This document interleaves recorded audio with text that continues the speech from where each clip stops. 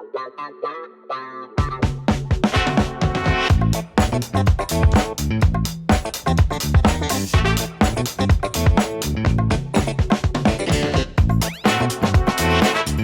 up this week on Success Won't Come Calling. So I'm grateful for all my failures, and I've got loads of them. I still fail to this day. Not everything goes my way, or I could have an idea and it doesn't go right, but that is what being an entrepreneur is, and it's trying everything and having the courage to try anything and being okay with failure and saying, oh well, dust myself off, try again. Hello friends, Simon Gibson here. Welcome to the podcast SWCC. Hope you're all well. This week, I'm talking to one of the Northwest's leading entrepreneurs. If you like the podcast, please do click subscribe and you will know when it drops. My guest is Kate Stewart. Kate, over the last 20 years or so, has been involved in just about every sector that there is. She's launched hospitality businesses. She's launched businesses in the textile sector. She has launched charities. She's quite incredible. And best of all, she's right here. Kate, how are you? I'm fine, Si. Thanks for having me. That's right. Have you ever had an introduction as good as that? That was absolutely marvellous. You get the award for best intro ever.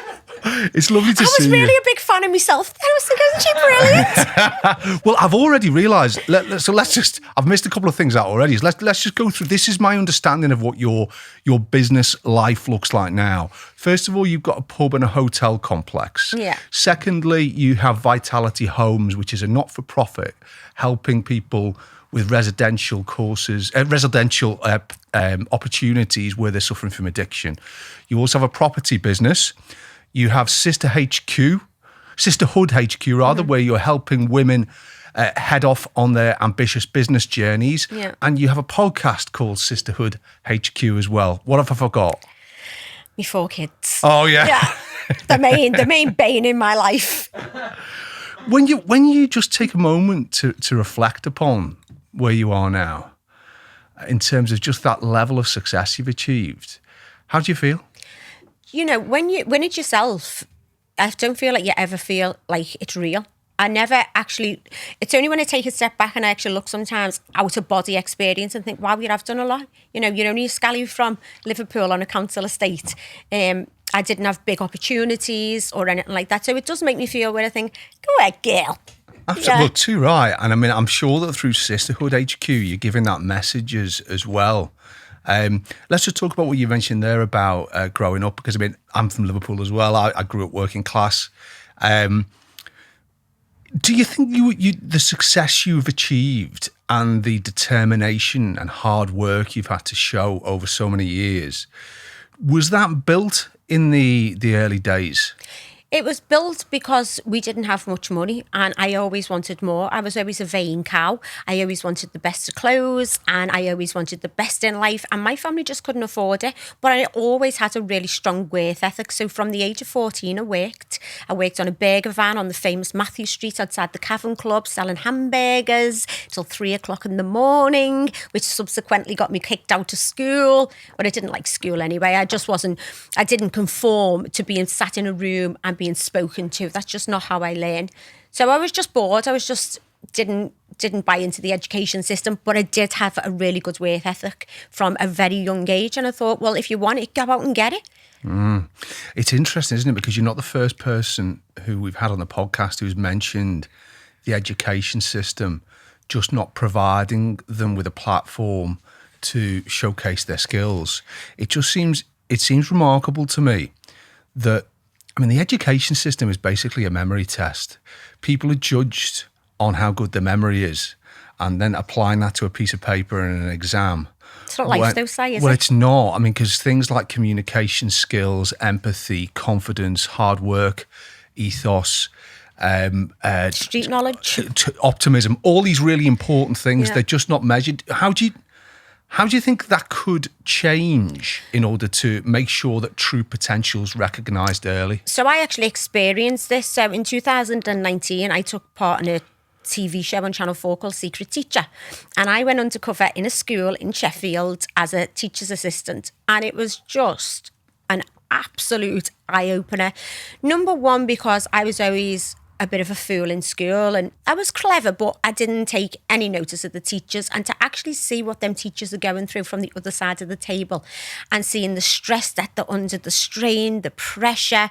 I mean, in one class, there was a teacher and she was trying to teach 70 16-year-olds who were all... I think in the school there was 20 different languages spoken. So some children had to have interpreters with them. They couldn't understand what the teacher was saying. The woman, she was just absolutely going round the twist. And they wanted change, Simon. You know, the head teacher of there was saying, you know, I want change, but I am given a curriculum by the government and I have to adhere to that. I can't vary it. So I think it's outdated. I mean, the school systems hasn't been changed for God knows how long. It's just the same. You go in a classroom, you sit there and you're dictated to for 8 hours a day, and you learn about algebra, you learn about RE. What a waste of bleeding time. There's never been a point in my career where I've thought, what happened in the Hindu or the Catholic religion during that time? It's just like... never ever comes into it. And I don't use algebra, and I have an iPhone and I have Google, and if I want to know something I Google everything. It's completely and utterly outdated. And I identified straight away children who had entrepreneurial flair, who had work ethic, but they just didn't learn in the same way as textbook learner. So I was automatically drawn to children who reminded me of me. So when I was at school, my mum used to drop me off outside Holly Lodge School, which was a girls' comprehensive school in Liverpool. She'd drop me off at the front gate. I would run right through the school, run through the back, jump over the wall, go and buy 10 Regal King size and go and sit on the railway and smoke all day. And back then, I mean, I'm going back 20... God, I think I'm giving myself... I'm being a little bit... I've got my own calculator out here. Yeah. I bet you need done algebra. So I think... I'm 40 now. So back then, when I was like 14... I'm like rubbish at maths. I can't even work that one out. But anyway, all those years ago, there wasn't as much emphasis on education. So there wasn't... You didn't go to course or anything like that. And I think the school were quite glad to get rid of me, to be honest. They weren't interested. So... I didn't have to. In the end, they were just like, fine, don't go to school with me. But I went and got a job, and I identified these children in the school. There was a girl who completely reminded me of me. She was a pretty girl in the in crowd. She wouldn't get out of bed to go to school. She was out partying and everything else, but she was clever. She had real great ambition, and she was just missed. She was just slipping through the net, and she would have carried on. So I'd gone round to the house, banged on the door, dragged her out the bed. She hadn't brushed the teeth, so I gave her a chewing gum. I'm like, just have that, your breath won't stink. And I really got her back into school, and I got her in an apprenticeship, and she's gone on to do really well. And there was a lad, his dad had come over when all the wars were going on in Iran and stuff. So they'd come over here and he'd made a better life for them. And again, he just didn't respond to the education system. And we'd done a little experiment. They had to raise money for a local charity. And he got in touch with a car club, and he got like Aston Martin brought in, and he charged all the kids £1 to go and sit in the car. And you can see, he knows how to make money. He was really good. So yeah, he come and worked for me for a little bit. And I offered him a job, but with lockdown and everything and all the pandemic, it all just went a little bit wayward. But he's got his own business and he's doing really well, and I'm really proud. So you spotted him as an entrepreneur when the school system didn't, and it's lovely to hear you talk like that, Kate, because the pride you feel in that period of your life and what you were able to add to these kids' lives, it just comes across. So I was going to ask you, just reflecting upon your career in business and looking at the portfolio that you've managed to build, what do you feel most proud of? I feel most proud of Vitality Homes, because that was really contentious, Simon. I had to fight tooth and nail to get that. Well, tell us what Vitality Homes is first of all. What happens is people go into rehab, and that's they have medication to come off drugs and everything else. But then what happens? They come out of the rehab centre, and we put them back at the homes where all of the triggers that made them take drugs in the first place is still there. So they come out and they feel great and they're detoxed, but then we put them back in the situation that made them take drugs in the first place, and it's a vicious cycle. So I see in this gap, I mean, I had my husband at one time suffered from addiction. I mean, he's completely free from it now, which is amazing. And my 2 brothers suffer from addiction as well. So I seen that we were doing this all the time. The council are paying, the local governments are paying for people to go to rehab. And you might as well get the money, rip it up and throw it away, because you come out, put them back where they was, and you just go back on drugs. There was nowhere to help you, and there was no support from rehab. None whatsoever. There's nowhere you can go. You get your 2 weeks out rehab, and that's it. You're back on the streets. Yeah. Or you're back in the situation around the drug dealers where they know where you are, where they come calling, or the pressures that make you turn to drink or drugs in the first place. So I was like, I know people need more support. There's got to be something else, because you need abstinence under your belt to get stronger. It's not just, oh, I'm detoxed, I've had 2 weeks off, that's it, I'm free. Addiction never goes away. You cannot cure addiction. It's not a disease that can be cured. You just have to have strength and drive and determination, never to turn back to it. So I was at wit's end. I was like, I've been there. There was no help. There was no support. And I thought, there's a place that's needed as a bridging gap from coming out of rehab to getting yourself independent living, to getting yourself to the point where you're ready to step out into the world and say, I'm a recovering addict. I have recovered. So that's where Vitality Homes was born. So I acquired a property on the High Street in Wavertree, and funny enough, it was a former police station. And I converted it into a 17-bedroom accommodation with like 10 bathrooms, different living rooms, different kitchens.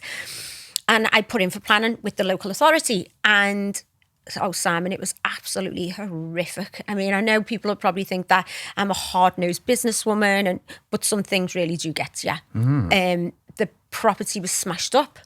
They tried to set fire to it. Somebody went round and told the local residents that... This is people who lived in the area? Yeah. Why were they doing that? Because somebody had gone round and said that it was going to be a centre for paedophiles. And people's perception on people who suffer from addiction, we think of... the association comes with house robbers and things like that. And that's not the case, Simon. I mean, I suffered from addiction with nicotine for a long time. I smoked and I was terrible. The minute I opened my eyes, I had to have a cigarette in my mouth. And that's a form of addiction. Of course. It can happen to anyone at all.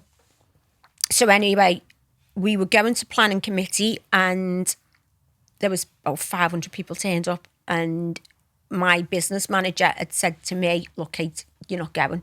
I'm going to go for you. I'll go and deal with it all and sort it out, because it was burning hell. You hope you die. Really, really bad.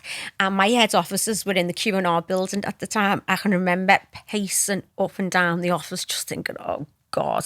Oh, God. Let me ask you, because this was relatively recent. Was it the last 5 years or something? Absolutely. It was only 2018. Wow. So by this point, you're already a very successful entrepreneur. You're already in a situation where you've made good money through your efforts and your skills. Absolutely, yeah. What compelled you to put yourself through this experience and to keep going when you're faced with that level of behaviour? When, one of your targets through this, you've made quite clear, wasn't to make money. What motivated you? What kept you going on those tough days? Because I've been the underdog. I know what it's like to be in a position where no one wants to help you. I started off before, women were really... It wasn't focused on women in business when I started out, Simon. I struggled really, really badly. And while I owned the Heritage Market, which was like the Camden of the North, it was down at the tobacco warehouse in Liverpool, this humongous site, 12.5 acres. It was used as the American base in the war. The basement of it was the morgue for the American soldiers. It was steeped in history. And while I was there, I used to give people the opportunity to come and work for me. So people who've been in trouble, I see it all the time. I'm from a council estate and I see so many people who want to do good but just can't. They can't get the help they need because the stigma is on them. You've been in jail or you have suffered from addiction, so you're no good. And then they start getting the mentality that you're no good. And it can lead to suicide. It can lead to people... It's just a catastrophe comes out of it. That's all that comes out of it. So I'd always been passionate about helping people and helping the underdog. And I'd been there myself, and and I had nowhere to turn when family members were suffering from addiction. And I'm a fighter as well. I've got that drive in me where someone tells me that I can't do it, then that makes me 100 times more wanting to do it, where I'll go, oh, I'll bloody show you. No one So I am passionate about things like that. And I knew it was needed. I knew our city was desperate for it, because I'd done a lot of research into the amount of people, like the success rates coming out of rehab, how long the period that they'd stay detox for, and the crime levels. I was going into the jails and speaking to people in the jails and saying, what's the reoffending rate? What is based on drug addiction?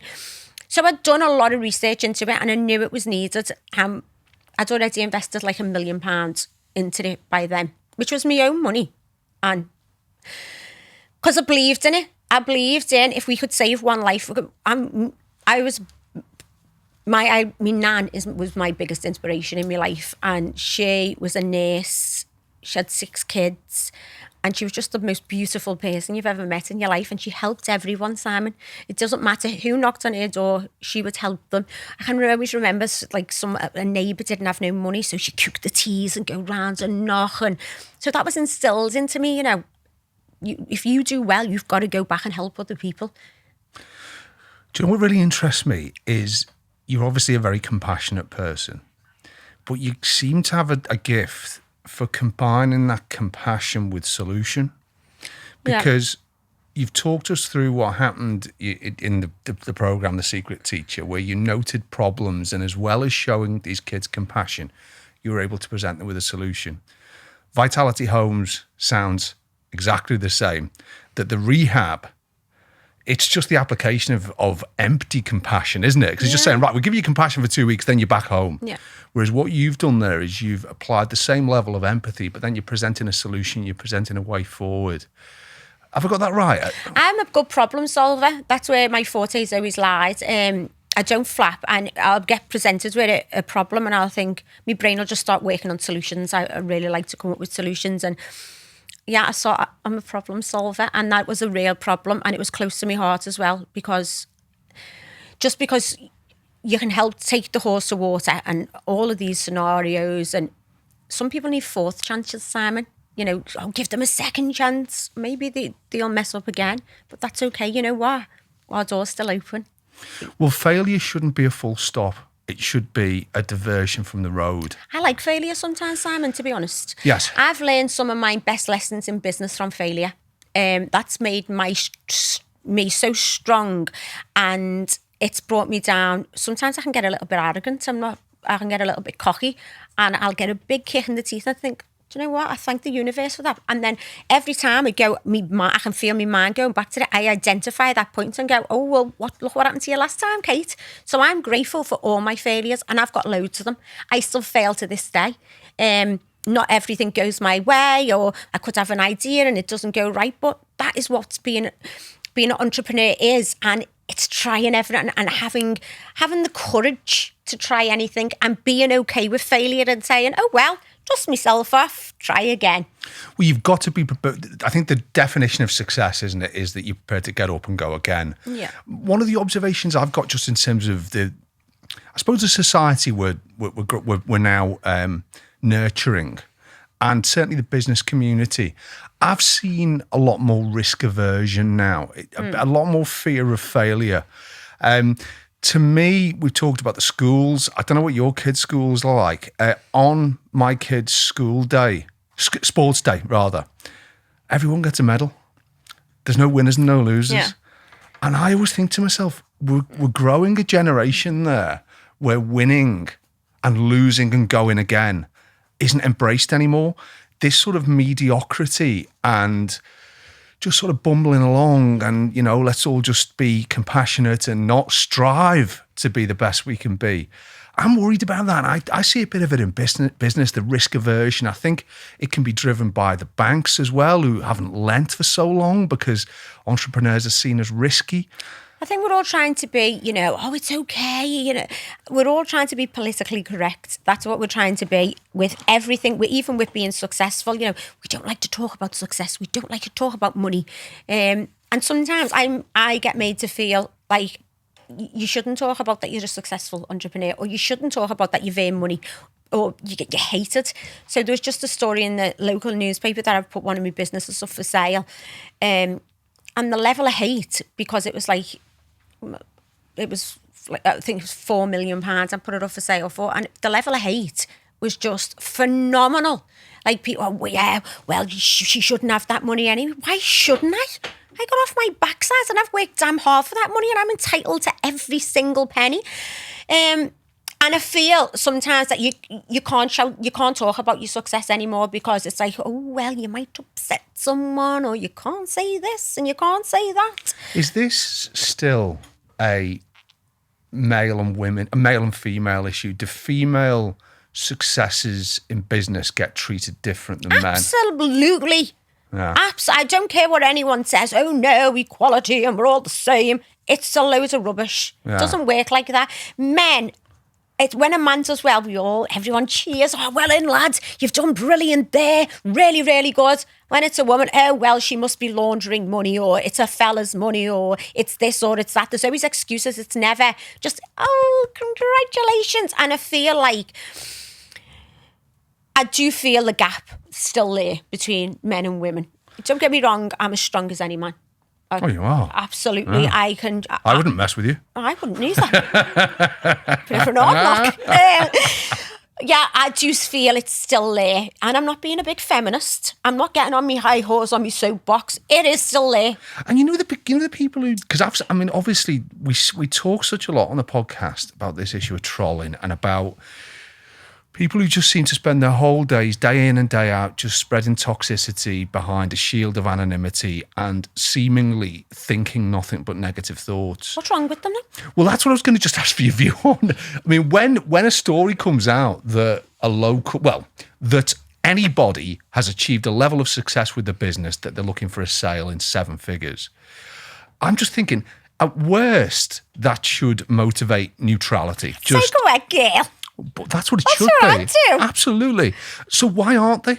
Because here's the thing. So they are not, this is my take on it, Simon. They're not ambitious. They're unhappy in their own lives. They would love to be able to take risks. They're scared to break out of their comfort zone. So they just get this level of hate, and it comes out with, and they sit, and the only person they're hating is themselves. Yes. They're just clouding their whole vision. That's that passion that they're showing in trolling. You know, if they channel that into the right way, into positivity, or invested it into learning, or invested it into bettering themselves, they would be really successful, because they're really good at trolling. They're absolutely brilliant at it. Be brilliant at something positive. I mean, with Caroline Flack and everything that's happened, you'd think people have learned the bleeding lesson, wouldn't you? You'd think enough is enough. Or you would think there would be some level of showing identification when signing up for social media or for a site. It's got to be something, because I've learned I don't read them. Do not read it. I can remember I'd done a programme with Katie Piper in 2016, and I'd just had my twin sons. And there was a story in the Daily Mail, and it was horrific what they were saying about my children. They were disgusting. They looked disabled. They were vile. And I read it, and This was a story in a newspaper. So there's a story in the newspaper about, I can't even remember what it was about. I'd actually done the show while I was pregnant. I was, up until the day I went in to have me twins, I was still filming. And was it about pregnancy? Oh, I don't bloody know, I do that many. Well, anyway, there's a story about it was something about how Kate Stewart had her twins and blah, blah, blah. A really positive, nice story. And these had gone on and insulted these 2 brand new 6-week-old babies. And I sobbed. There must have been 150 lovely comments. But I only focused on the negative ones. Them nice ones didn't exist. It was just the negative. And I sobbed, because I thought, you lousy, stinking gang of bastards. How dare you pick on little babies? It's vile. And after that, I just said, I will never, ever read a comment ever again. Ever. And I don't. It's very difficult, though, isn't it? Because, I mean, it's impossible not to spend a good proportion of your days online. Well, I say it's impossible. It's challenging. But Just in terms of how you get through that, because, I mean, I can't imagine, I've got 2 girls as well, and I can't imagine what it's like to read, such utter vitriol about your most cherished possessions in a national newspaper. When you're faced with that moment of almost despair, insofar as you're shocked into utter disbelief at what you're reading, how do you move forward from there? So the first thing I do is go into defense mode. I want to kill them. Yeah. I'm not going to lie. I think if I had you in front, and the first thing that you'll do is reach for that keyboard and go, brrr. But I go, no, don't go. Put the phone down. I tell myself, I talk to myself in my head, put the phone down, come away from it. Do not do anything in haste. Just sit down, calm yourself down. And I have to think, I get my head back in a positive way and say, look at all the good things you've got. Your children are beautiful. Your children are wonderful. Why are you letting these people affect you? Everything's fabulous. I'm sending and then I channel love and send it to these people because they must be so unhappy. And I'll sit and send love and positivity back out and get my head back in a straight place and just think, and then after it, I just think, F you. And is that how you get, is that closure for you? You're able to get closure. The reason I'm interested is because that is very rational, the way you've explained that. But I can still see you're a passionate person. And I am as well. And I have on occasions in the past found it challenging to, particularly where words are concerned, and particularly cowardly words, someone who says them in writing or on an email or on a text message or whatever. I've occasionally in the past found it difficult to move on from them. I've sort of taken those words with me. Yep. I'm just wondering, have you ever been faced with that? And absolutely. I still get hate mail now. I actually get written. I posted on my Instagram story because I think it's absolutely bloody hilarious, to be honest. I get people sending things to head office, and I loved your interview, but you look like a fish because of my lips. So it's bizarre, and I'll always remember. I'd only just started out in business, and there was a comment on the Liverpool Echo website, and I'll never forget it, Sam. And it was that I was a rat who climbed up drain pipes, and I was thinking, what does that even mean? But it stays in your head. So I now have to say to myself, well, if I'm using my energy thinking about them things, I have to let it go. So I have a visualization of that thought in a bubble, push it out, and it blows away. I'm not going to spend my time or my energy repeating it over. I've got to let it go. And it's took me a long time to get to that point. I've been bullied. Even though I'm a strong person, I've still been bullied over my career. And I've learned now where, you know what, the only person I'm upsetting is myself. The only person who's actually bothered is me. They're not bothered. They're moving on to the next person and trolling them. And so you've just got to learn to say, do you know what? I'm absolutely amazing. I'm fabulous. I love me. Well, good for you. I mean, I think there's an important lesson there in terms of resilience. Yeah. Because you are right. That when people are criticising you, there's 2 reasons they do it. Number one is because they're trying to help. They're actually trying to be constructive. Criticism, I take all day, Si. I'll value that, and I'll take that on the bloody chin. If you're sitting here and you say to me, look, Kate, do you know what? And a nice way, do you know what? Thanks, Si. I really appreciate it. I take it away, digest it, scrutinise it and everything else, and come back and say, do you know what, Si? Do you know what I learned from that? Love it, Si. Yeah. All day. Totally. And then the other kind is that isn't constructive.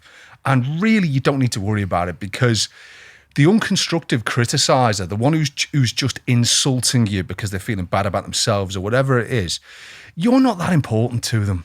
And you're also not that important to the other people who read those comments, even if they laugh at them or whatever. Because like you say, these idiots, they move on.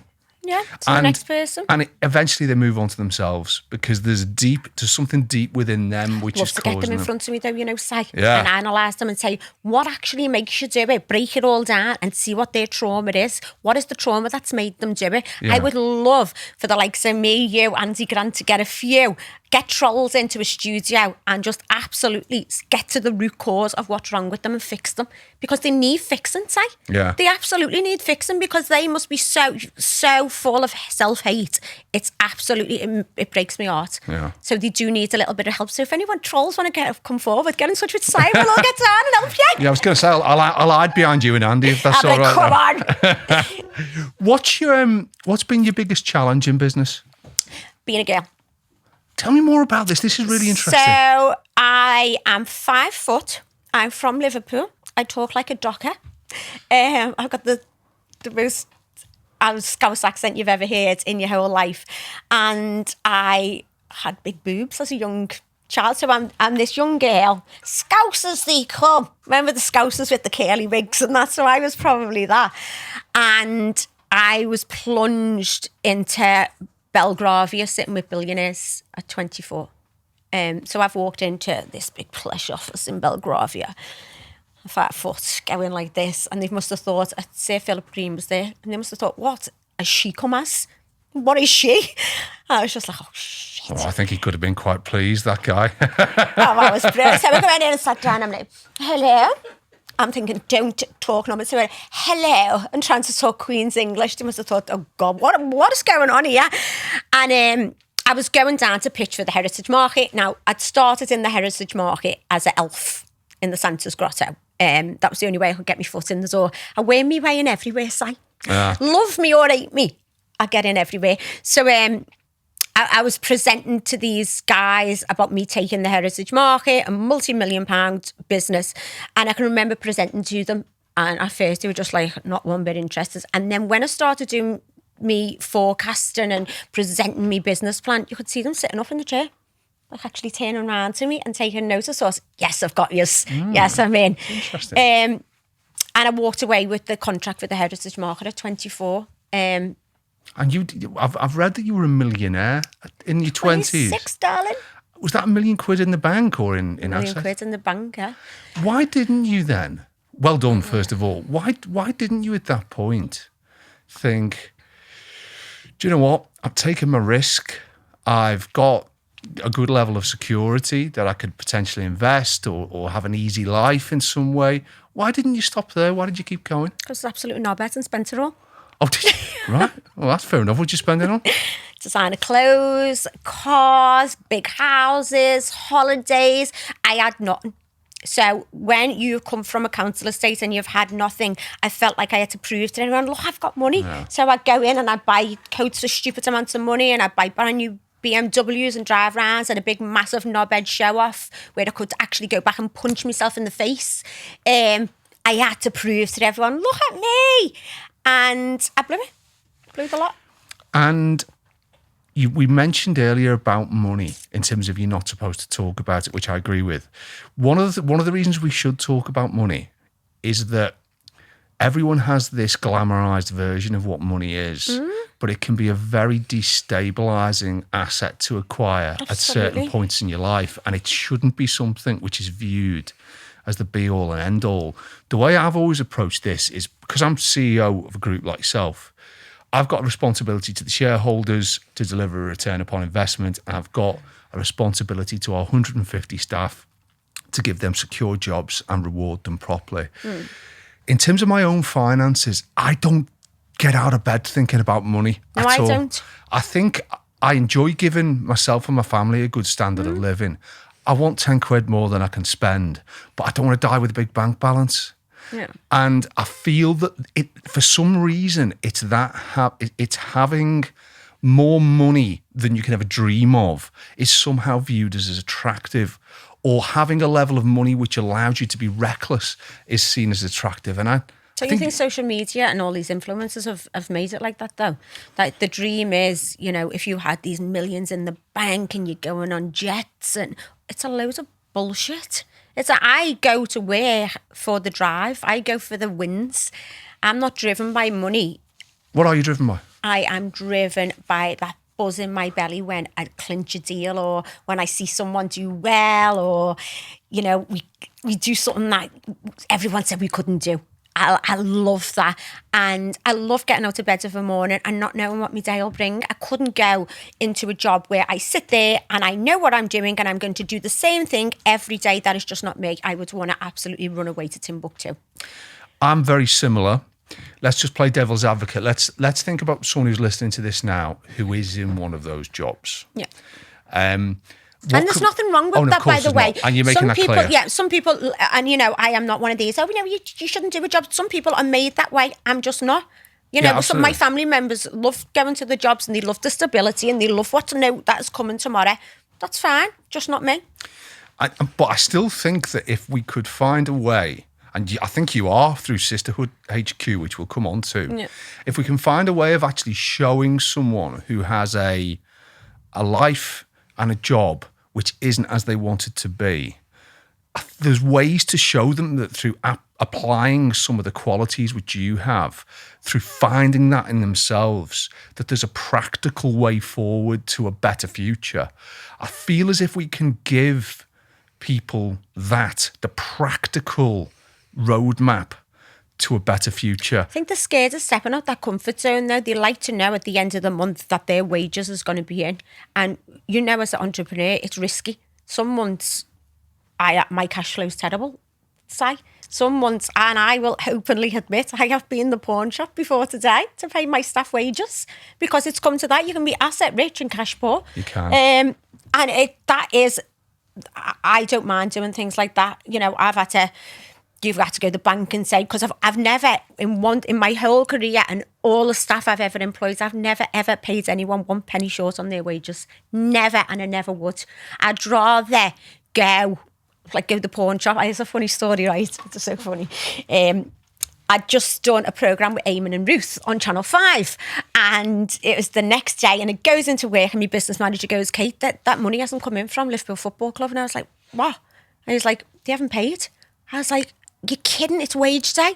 And they were like, the wages is literally going out the bank in a few hours, and the money hasn't come in. I was like, shit. I was like, what am I going to do? So I was like, okay then. So I said, I'm going to the pawn shop that's not in Liverpool because I don't want anyone to see me. So I've actually gone out to town to go to a pawn shop to get the money in for the staff's wages, because my staff depends on them wages. And I, as the CEO, my responsibility is, you've done your work, I will make sure by hook or by crook I will pay you. So I've gone in with me watch and my papers, and they're like, where are you? Oh, it's Kate Stewart, can I have your autograph? Simon, I wanted to die. I wanted to dig a hole, bury myself into it, and never get out. I'm like, yes, there you go. Can I just have the money, please? So that's what I'm saying. That's the level of being a CEO. You just don't know what the day brings. I'll be back in a couple of days to get it out. I could hide and coming out the thing. But that's what I'm saying. I mean, some people would just the thought that would make them balk and go, oh, I couldn't do that. I love having the security of knowing how much is going in the bank, what's going out. Well, I couldn't give a shit. If we have to have beans on toast a few nights, then so be it, because next week I'll be in the top 5-star restaurant. Over the course of your career, have there ever been times when you've worked hard to the detriment of yourself and your family? What I mean by that is you've worked so hard. Absolutely. When I had the Heritage Market, was a single mum to Caitlin. Caitlin's now 22. So she was young. I was trying to make a better life for us. So I just worked non-stop. I just worked non-stop to the detriment of everyone. And so of a Friday night, I'd have a rave on, and that would go on till about maybe 8 o'clock in the morning. Then on the Saturday, we'd have a commercial in for the likes of Range Rover or something like that. Sunday, we'd have the market, and then Sunday night, we'd do another rave, and I wouldn't go home. I would be absolutely dying. I'd be rattling on Red Bull. Don't get me wrong, I'd get my head down a little bit in between. There was an office. In the office I had, there was a flat attached to it, and I'd have a sleep. But absolutely, I missed a lot of my daughter's childhood trying to work. And she's at that age now, at 22. I think when she was younger, she resented me for it a little bit, like, well, mum wasn't there. I did try my best to be there, but I did miss a lot. I'm not going to lie. My mum done so much with Caitlin, but now she gets it. Now she works at Sisterhood HQ with us, and she's like, I get it, Mum. I get it. And you did give me a fabulous life. But she didn't like me for a long time. Do you know, it's interesting because I had a bit of, just tell you a bit about my business background. In 2012, I actually had a business which failed. Yeah. And my daughter was born, my first daughter was born towards the end of 2011. And my wife always says for that first year of Amelia's life, you were here in body but not spirit. Yeah. Your mind was elsewhere. Absolutely. I was having What type of business was it, Si? This was a law firm, because I'm a lawyer originally. I'm not anymore. Well, I don't practice as a lawyer. It wasn't so much the business failed, it was my relationship with my business partner failed, which meant that the business broke up and I took a part and he took a part and we went off and we've both done pretty well since. But there was a lot of legal stuff. There was a lot of financial things. There was a lot of having to manage staff expectations and client expectations. It was so stressful. And it's hard when a business breaks up anyway. What staff do you take? Because it's not just a normal acquisition where the staff are 2 feet, is it? How did you get around all that? Well, what happened in the end was that we finally sat down and did a relatively amicable deal. Okay. And what we basically said was, in a roundabout way, you keep what you built. Yeah. I'll keep what I built. The staff who've kind of worked in those different parts of the business will come with us. The clients will follow us. So in the end, it was quite a civilized handshake.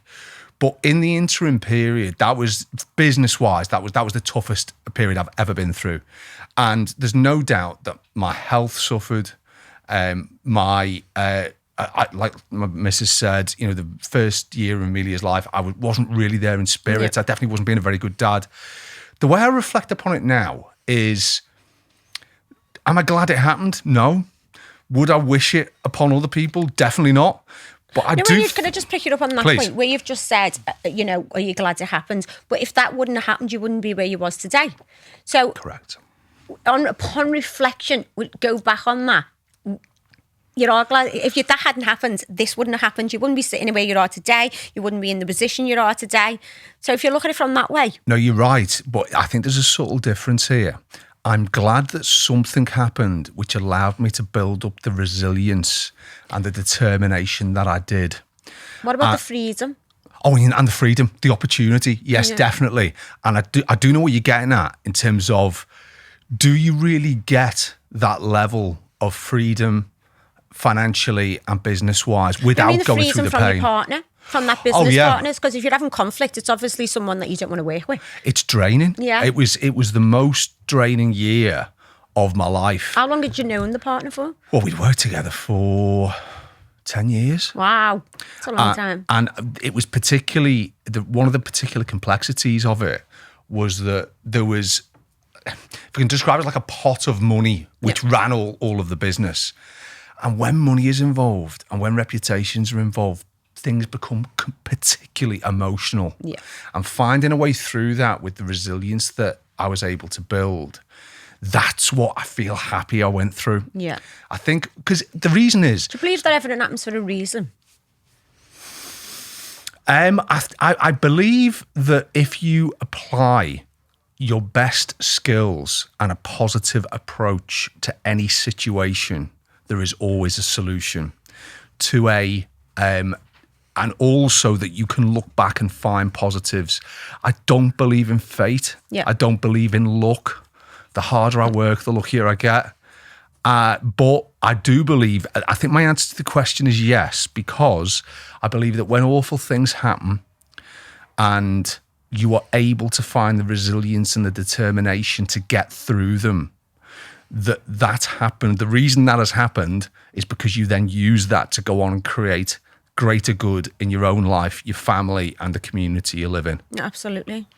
What's you've already shared with us some difficult times that you've had, and it's so wonderful that we're able to share this with our audience, because the idiots who were saying about you're selling your business for 4 million, they won't know that you've gone through the tough times as well as the good times. God, we just had the worst possible time ever. I owned a hospitality business in a pandemic. I'd just invested another £1 million into a hotel that was completed just before lockdown. The funds went out. So we're in an area of Liverpool that's a deprived area, and the only business that we really have is from Liverpool Football Club operating. And even though they said pubs could open outside, or they said you could open and serve food, I didn't have the clientele there. And I was still having to pay my bills that were astronomical.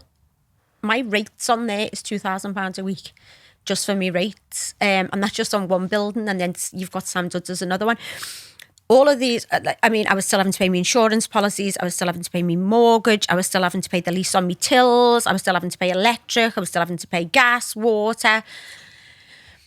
So it was really, really tough. A lot of businesses in the hospitality sector went under during that time. I have worked blood, sweat and tears in that business. I had me and my husband separated for a time as well.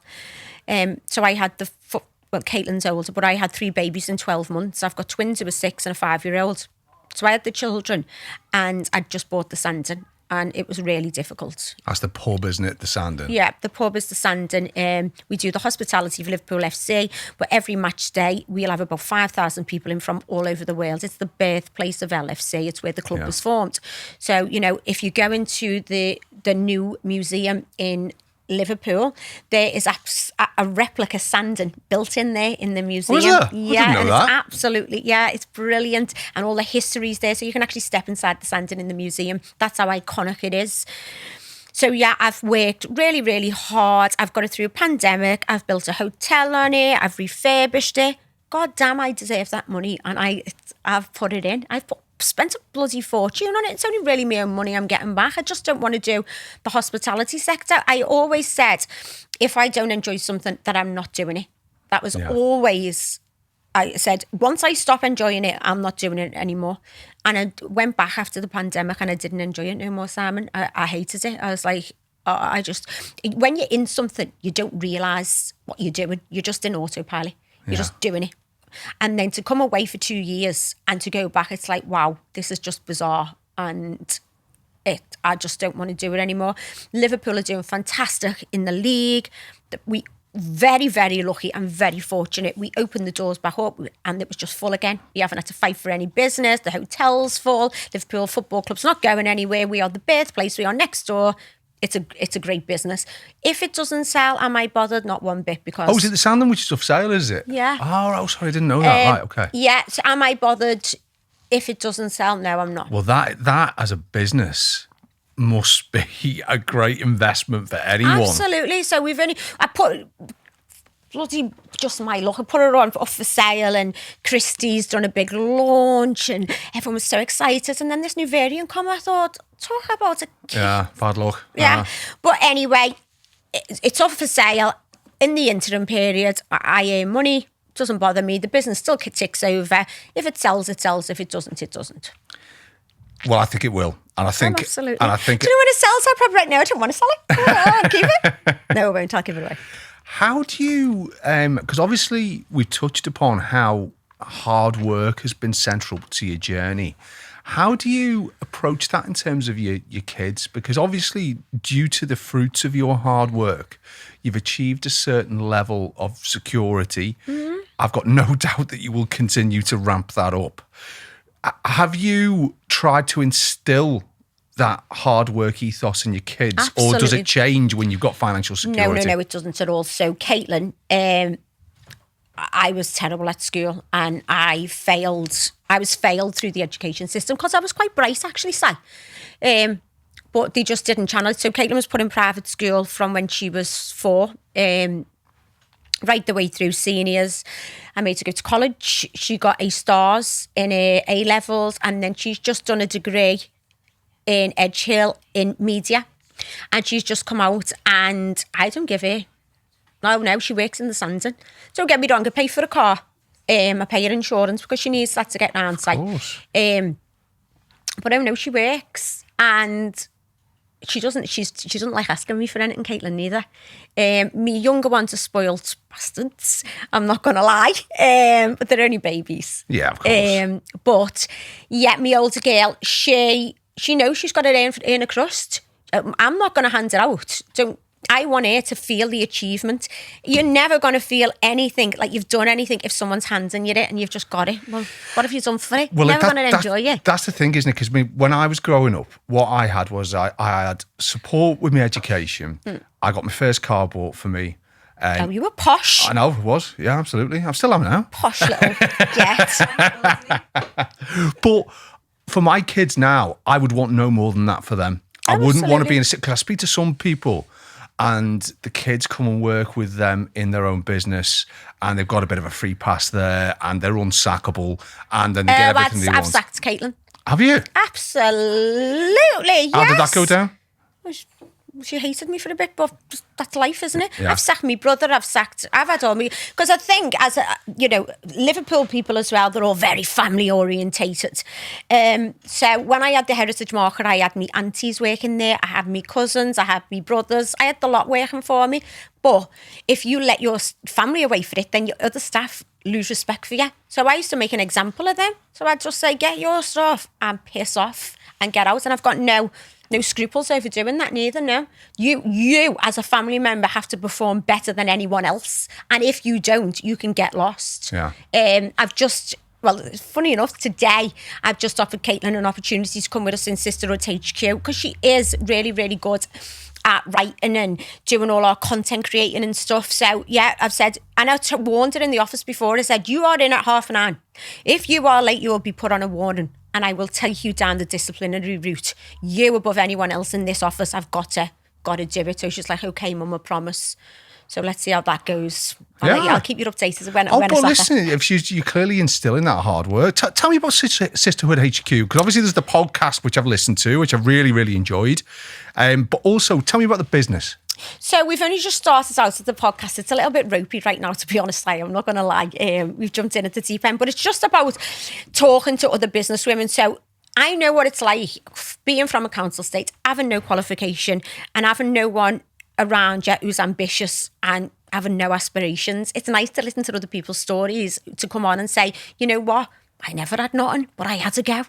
And then it's nice to hear that and think, oh, well, I wonder, could I do it? But then there's the next stage of it is, well, I tell you what, I'll do it. Come with us and we'll teach you and we'll learn you.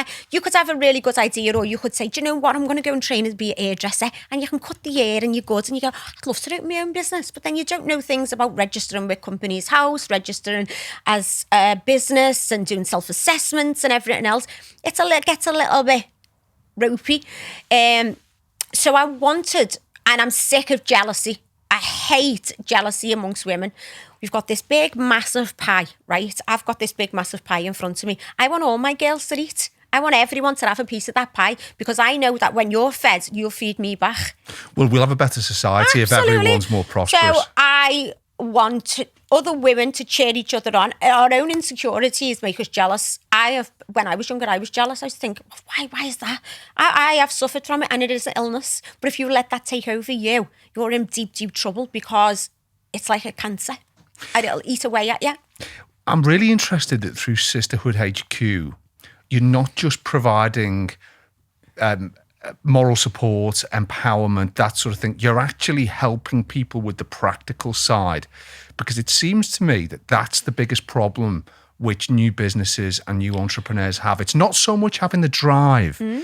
It's just like, well, how do I access the money? The resources and everything. The money to get up and running. How do I start the company? And I'm looking around, you look on the government's website and it is less than useless.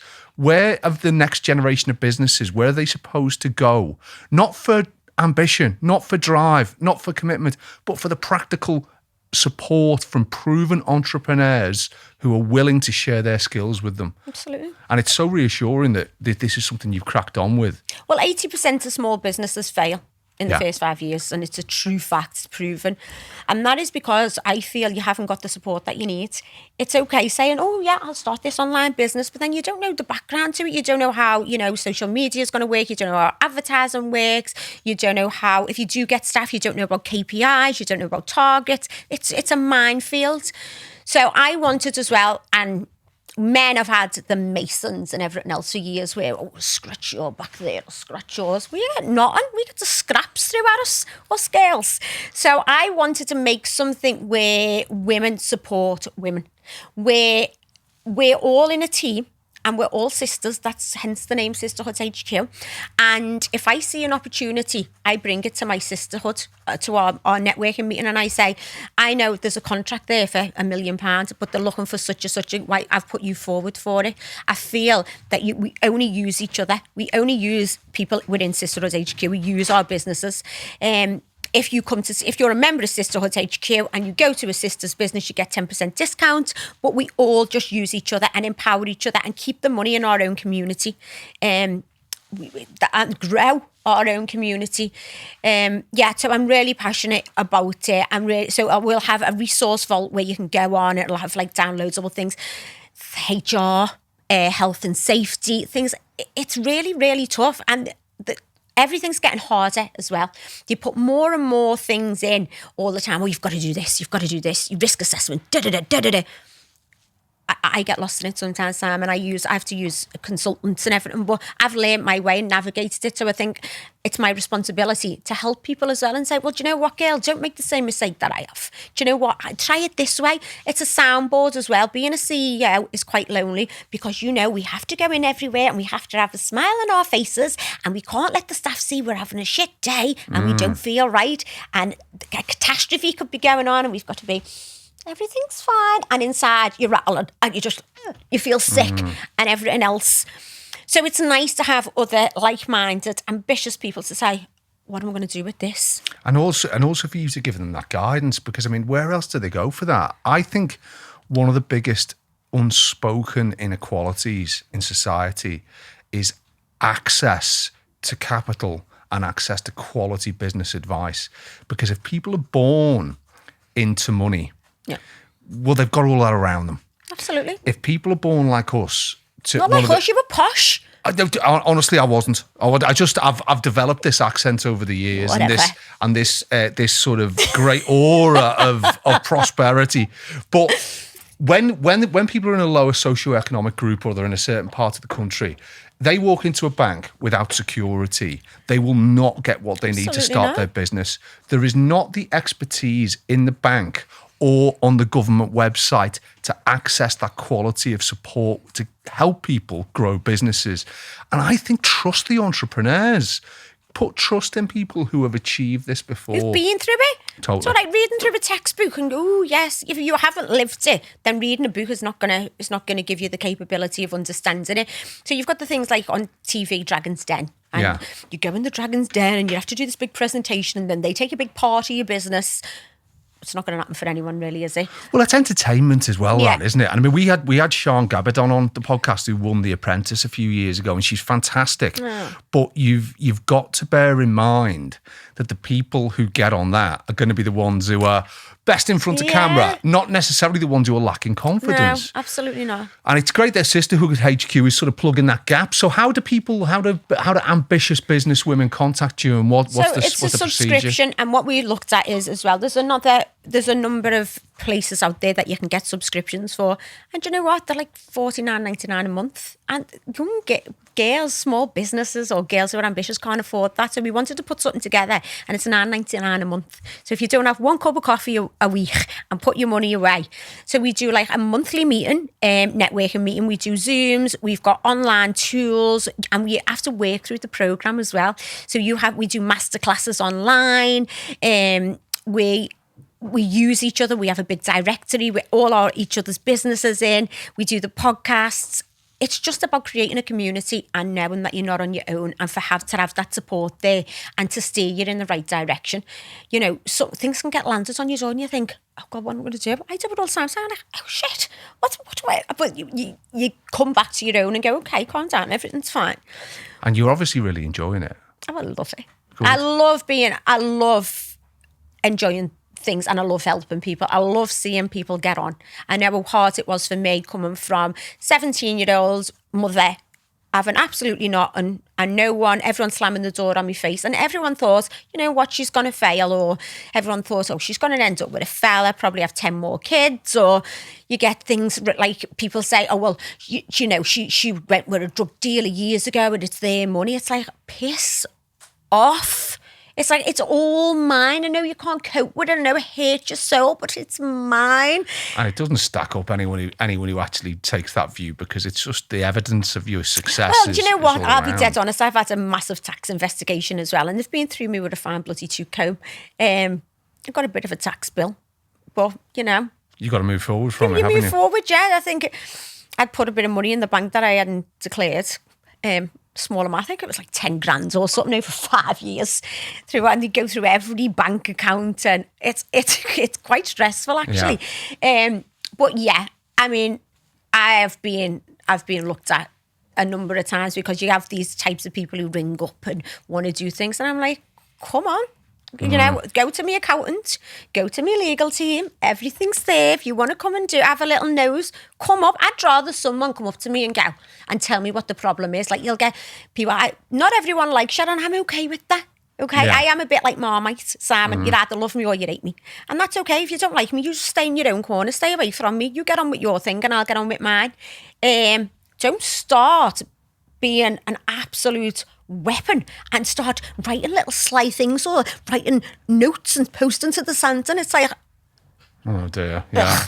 But I mean, I think what you're doing through Sisterhood as well, though, that's providing that resilience that you need to get through that nonsense. Oh, absolutely. It's just empowerment. Ambitious women should apply, but no weapons. Only just me. Let me ask you a final question, because we're coming to the time where I've got to let you go. You mentioned this issue that being a CEO is quite lonely, and I agree with you. It can be. How do you cope in the moments when you're on your own and where times aren't so good? Do you have any strategies in terms of getting through those times? And as an example, what? Well, in terms of looking after yourself, if you sat there at night, and the business it's tough business wise, or life is tough, things are happening in your life which aren't the way you want them to be. How do you, as a person, find a way to get throrough those periods? So, as I touched upon earlier, I do suffer from depression, so I've got to be very, very careful. I take medication for that. I'm on being prescribed antidepressants for a number of years, and I take them every day because they work for me, Simon.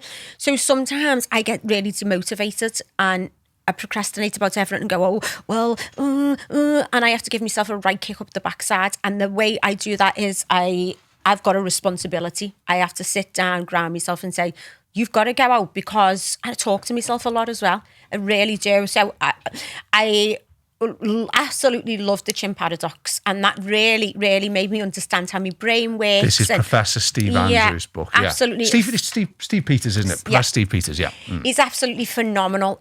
So I now know how to calm my chimp. And I do calm my chimp down, and I know that the biggest thing driving me is I've got a responsibility to the staff. They can't see the shit without me. They'll be looking to me for direction, or if something's not good. I actually work really, really well under pressure. The more pressure, the better I am. It's bizarre. When something's easy, I'm like, when I'm through on my feet, I just go into fighting mode and go, right, okay, and I calculate everything. It's like a bit like Rain Man, and I find solutions. Well, you've got to, haven't you, to get you through those tough times. And then when the good times come, it means you can... I don't really like them, to be honest. In the good times, I'm like, I'm bored. Well, I've had a really good time today. I've really enjoyed your company. Me too, Si. I think what you've done in terms of not just the success you've achieved business-wise, but the way you've been driven by your values as well, with the likes of Vitality Homes and Sisterhood HQ, it's a real credit to you and to your background and to where you've come from. Thank you. I'm going to wish you the very, very best for the And future. you. All right, let's give Kate a big clap. Thanks for being our guest. I clap myself.